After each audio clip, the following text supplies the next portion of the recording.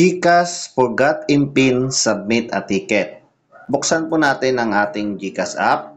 And then, makikita po natin dito sa baba ang forgot in PIN. Pindutin nyo po yan. At makaka-receive po kayo ng 6 authentication code na galing kay GCash. So, pindutin mo itong send code. Pag hindi po kayo makareceive ng code, pindutin nyo lang po ang come here to resend. Pag nailagay nyo na po ang code, click submit. And then, pag ganito po ang nakikita nyo po, something went wrong, submit a ticket.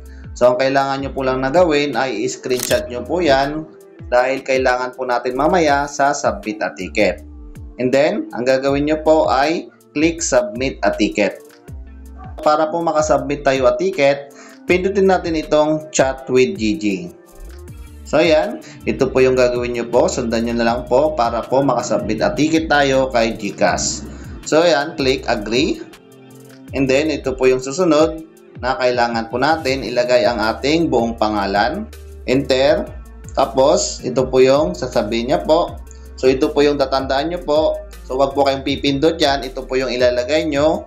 Submit a ticket. And then, enter. Magbibigay po yan ng form ng submit a ticket. At ito po yung makikita po natin. Pindutin natin itong submit a ticket. Kapag nandito na po kayo sa submit a ticket, reminder lang po na kailangan po natin alam ang ating mga impormasyon na detalye sa ating GCash account. And then, yun po screenshot kanina, kailangan po natin yon at sagutan lang po natin ang mga impormasyon dito. So, ilagay lang natin yung email address. So, kailangan po ay yung nakaregister o pwede naman po yung active na ginagamit nyo po na email address and then yung full name at yung mobile number. So, kailangan po ay tugma at pareho po sa nakaregister sa inyong GCash account. And then, itong category po, huwag nyo pong kakalimutan. Ito po yung gagawin po natin. So, gagamitin po natin itong I can log in into my GCash app. So, ayun, dahil hindi tayo makalogin sa ating GCash app. So, ayan, pindutin na po natin yan. And then, meron siyang second na question. Dahil hindi tayo makapasok o hindi natin malogin ang ating GCash, hindi natin mabuksan. So, ayan. Pindutin natin itong una. So, ayan. And then, ilagay lang nyo po ang inyong account type.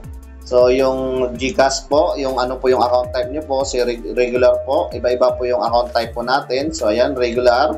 And then, ilagay nyo po yung device na ginagamit nyo po, yung pangalan po ng device nyo. And then, yung phone operating system, kung Android, iOS. So, iba-iba po yan. So, depende po kung ano yung ginagamit nyo po na system or device. Date po kung kailan nyo na-encounter po yun. Check nyo po yan. And then dito, kindly provide all the details. So, ilagay nyo po. Mas maganda po na English na lang po ang ilagay nyo dito na detalye na concern nyo po. So, halimbawa, ito na lang po. Team GCash.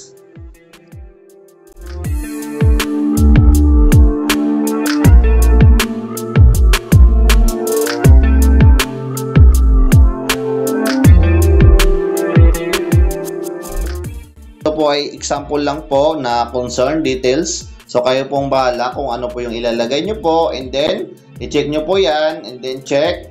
And then, yung attachment po, yun po ang ilalagay nyo po ay yung screenshot. Tignan nyo lang po yan sa gallery nyo po o yung sa inyong files. So, bago po kayo mag-submit, so, kailangan nyo lang po i-review. So, tignan nyo pong tama yung mga detalye or informasyon na nilagay nyo dito sa submit a ticket.